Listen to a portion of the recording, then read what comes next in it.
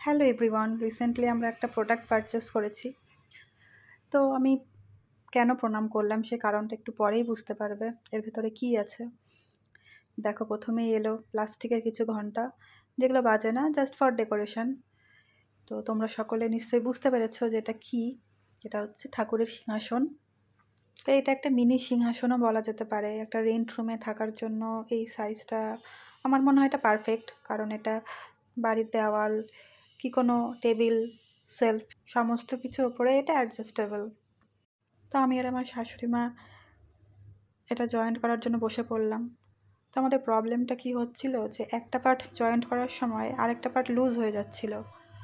তো এইভাবে চেষ্টা করতে করতে অনেকটা টাইম পরে আমাদের বলতে গেলে এটা অ্যাডজাস্ট হয়েছে, পুরোপুরিভাবে ফিট হয়েছে। তো অনেকটাই সময় লেগেছে আমাদের।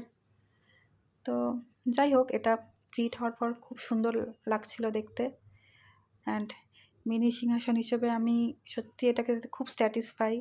খুব সুন্দর প্রোডাক্ট, তোমরা অবশ্যই পারচেস করো যদি তোমাদের দরকার মনে হয়। তো দেখো, ঠাকুর সিংহাসনে বসানোর পর এটা দেখতে আরও কত সুন্দর লাগছে।